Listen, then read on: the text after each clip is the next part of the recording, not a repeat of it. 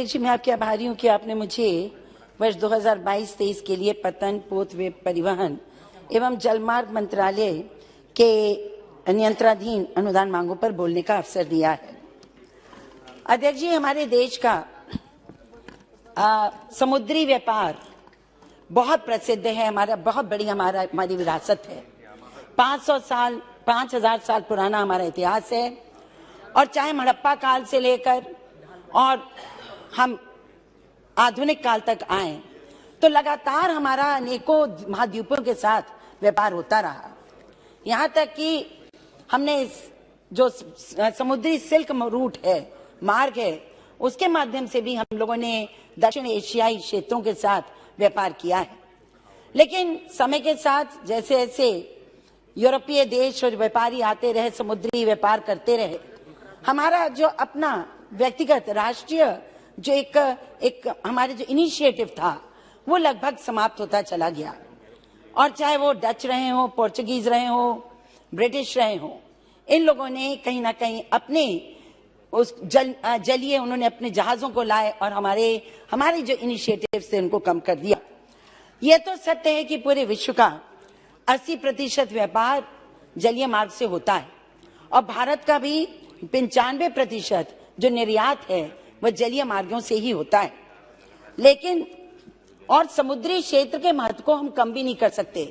क्यों? क्योंकि समुद्री क्षेत्र हमारी सुरक्षा के लिए, स्थिरता के लिए, आर्थिक स्वास्थ्य के लिए, सतत विकास के लिए और सबसे महत्वपूर्ण हमारी ऊर्जा सुरक्षा के लिए भी बहुत आवश्यक है।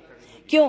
क्योंकि 50% गैस और 80% तेल का आवागमन हमारे समुद्री मार्गों से ही, जलीय मार्गों से ही होता है। स्वतंत्रता के बाद सबसे ज्यादा जो जोर पड़ा वो एक तीव्र यातायात के ऊपर और उसमें रेल और हवाई जहाज, इनके ऊपर ज्यादा ध्यान लोगों का गया। समुद्री मार्गों पर या हमारे शिपिंग इंडस्ट्री को, शिपिंग की ओर ज्यादा ध्यान नहीं था। जबकि बड़ा दिलचस्प है और ये भी दिलचस्प है कि इतने वर्ष हो जाने के बाद भी 75 साल से को हम पहुंच रहे हैं, लेकिन जो रेलवे का जीडीपी में शेयर है वो 9% है, एविएशन का 6% है, लेकिन हमारे बंदरगाहों का केवल 1% है। इसके मतलब पूर्व सरकारों ने इस ओर ध्यान नहीं दिया। और भले ही इस एक शिपिंग मंत्रालय की स्थापना काफी पहले हो गई थी, 2009 में की गई, लेकिन इस पे काम नहीं हुआ। 2014 के बाद जब प्रधानमंत्री नरेंद्र मोदी जी आए तो उन्होंने एक चिंतन में पैराडाइम शिफ्ट किया और इसमें उन्होंने निश्चित किया कि समग्र विकास तब तक संभव नहीं है जब तक सारे सेक्टर्स बराबर से आगे ना बढ़ें। और इसीलिए उन्होंने पहले आत्मनिर्भर भारत की बात कही, फिर उन्होंने मेक इन इंडिया की बात करी और अब गति शक्ति को आगे बढ़ाया है। ये जो परिकल्पना है गति शक्ति की, इसके अंतर्गत 7 इंजन्स को या 7 माध्यमों को चिन्हित किया गया है विकास के लिए। इसमें सड़क है, रेल है, इसमें ये ट्रांसपोर्ट पतन है, सामान्य ट्रांसपोर्ट, सार्वजनिक परिवहन है, जल मार्ग है और लॉजिस्टिक अवस्थापना है। उन्होंने का ये विचार है प्रधानमंत्री जी का कि जिस तरह से जैम ने जनाधार, ये जनधन योजना, आधार और मोबाइल ने, जैम ने जिस तरह से क्रांति करी और सामान्य क्षेत्र में, सोशल सेक्टर में, सामाजिक क्षेत्र में करोड़ों भारतवासियों को जो जन कल्याणकारी योजना थी उनको प्राप्त करने का अवसर दिया, उसी तरह से जन गति शक्ति भी भारत के इंफ्रास्ट्रक्चर को इतना स्ट्रांग कर देगा, इतना मजबूत कर देगा कि विश्व स्तरीय हमारे पास यातायात के साधन होंगे, जिससे व्यापार बढ़ेगा और देश की शक्ति बढ़ेगी। यहाँ इसीलिए उन्होंने मल्टी मोडल कनेक्टिविटी की बात की और मुझे बड़ी प्रसन्नता है कि एक इतना बड़ा डैशबोर्ड बनाया गया है इसके लिए, जैसा विश्व में कहीं नहीं है। बहुत बड़ा डैशबोर्ड बना है, विश्व का सबसे बड़ा। मेरी जो सरकार है, हमारे जो प्रधानमंत्री हैं, उनका बहुत स्पष्ट विचार है।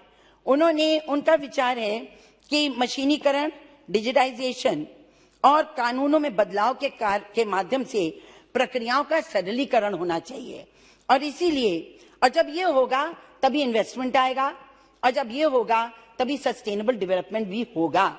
और इसी के अंतर्गत उन्होंने अब सागरमाला परियोजना, नेशनल पर्सपेक्टिव प्लान, राष्ट्रीय परिप्रेक्ष्य अपनी योजना का उन्होंने संचालन किया, उसको स्थापित किया है।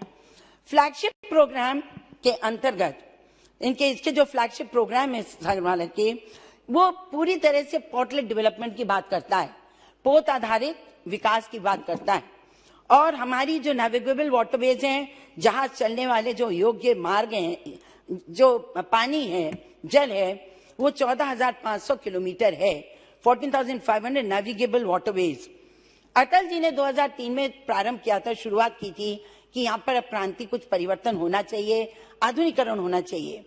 और अब जाकर 2015 में जब सागरमाला आई तो उनके परिकल्पना को यथार्थ रूप देने का काम नरेंद्र मोदी जी कर रहे हैं। नरेंद्र मोदी जी का विजन क्या है? वो चाहते हैं भारत में विश्व स्तरीय पोत हो, जहाज का निर्माण यही हो, हम हब बने मरम्मत के, रिपेयरिंग के भी और जहाज निर्माण के भी, व्यापार में बढ़ोतरी हो और तटीय क्षेत्रों में प्रत्यक्ष और अप्रत्यक्ष विकास भी हो, क्योंकि हम समाज को छोड़कर आगे नहीं चल सकते। तो इसलिए जो लोग तटीय जीवन बिताते हैं उनके लिए भी रोजगार और विकास की संभावनाएं मजबूत होनी चाहिए। इन्होंने अनेक कानूनों में ईज ऑफ डूइंग बिजनेस से करते हैं शुरू। ईज ऑफ डूइंग बिजनेस के अंतर्गत जैसे हर क्षेत्र में सरलीकरण किया जा रहा है, वैसे यहाँ भी हुआ। यहाँ पे जो अब हमारी सरकार ने पिछले 7-8 सालों में करीब 1500 से ज्यादा जो ऑब्सोलीट हमारे कानून हैं, जो अनुपयोगी कानून हैं, उनको समाप्त किया। 25,000 से ज्यादा नियमों को बदला।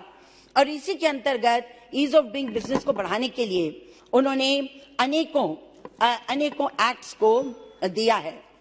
अभी तो 5 ही मिनट हुआ होगा, प्लीज। 1963 में पोर्ट्स ट्रस्ट को हटाकर मेजर पोर्ट अथॉरिटी एक्ट को लाया गया। प्रबंधन, नियंत्रण, व्यापार निर्णय, कॉम्पिटिटिव बिजनेस को आगे बढ़ाया गया। मॉडल कंसेशन एग्रीमेंट 2021 व्यापारिक विवादों को समाप्त करने के लिए, त्वरित समाप्त करने के लिए आर्बिट्रेशन का राइट और मुआवजा शुल्क राहत, लाइसेंस शुल्क में कटौती करने का अधिकार भी पोर्ट अथॉरिटीज को दिया गया। शिप रिसाइकलिंग एक्ट 2019, आज शिप रिसाइकलिंग में भारत इंटरनेशनल हब बन चुका है।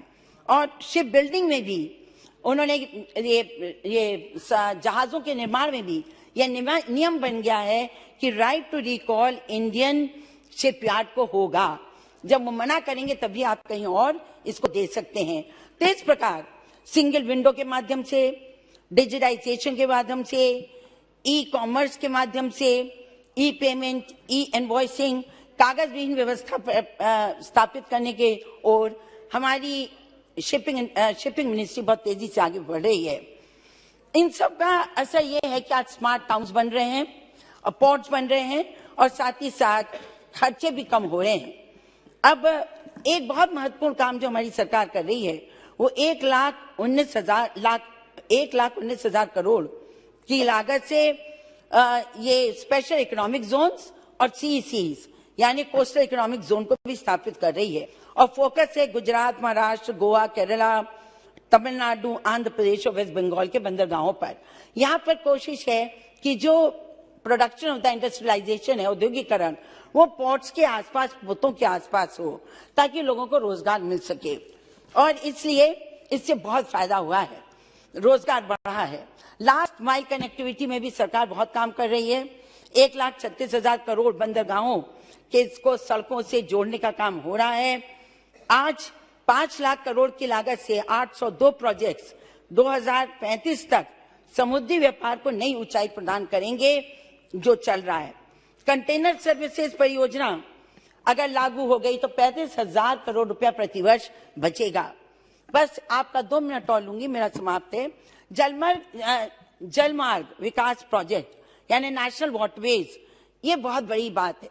और मैंने जो आज इस मिनिस्ट्री पे बोलने के लिए स्वतः मांग की थी वो इसलिए भी क्योंकि हम लोग जो समुद्रों से दूर रहते हैं, उनको अंदाज नहीं है कि हम क्या खो रहे हैं और इसका पोटेंशियल कितना और हमको कितना आगे बढ़ाना चाहिए। ब्लू रेवोल्यूशन कैसे होगा जब तक यहाँ पर ये काम नहीं होंगे।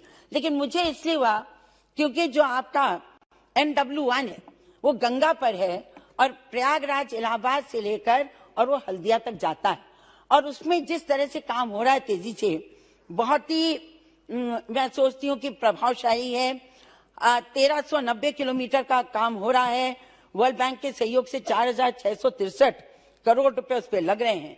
3 मल्टी मॉडल टर्मिनल्स बन गए हैं और नेविगेशन प्रोजेक्शन है 1500 से 2000 DWT बार्जेस उस पर चलाने के। आज अगर देखें तो करीब करीब 9.21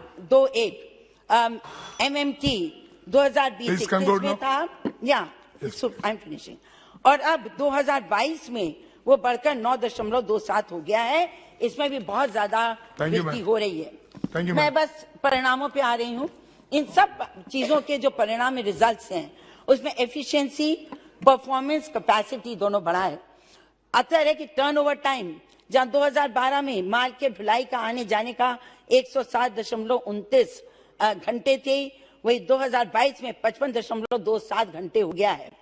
मेजर पोर्ट्स में बंदरगाहों में 11,000 MTPA 2017 में था उसकी capacity. Just one more 2 points. That's it. You have taken more time. No, just 1 minute. और आज 2021 में वो 16,000 MTPA हो चुका है। रिसाइकलिंग में, ग्रीन शिप रिसाइकलिंग में, मरम्मत में, शिप बिल्डिंग में हम जल्द तेजी से हब की ओर बढ़ने के इंटरनेशनल हब बन रहे हैं। नॉन मेजर पोर्ट्स में भी हमारी कैपेसिटी बढ़ गई है। बस अंत में मैं कहूंगी कि शिपिंग टनेज 1947 में 0.9 मेट्रिक GT था। 2000 just last point please, give me 30 seconds please ma'am. 30 seconds। 1947 में 0.9 मिलियन GT था, 2016 में 11 मिलियन GT हुआ, 220 में 13.1 मिलियन GT हुआ।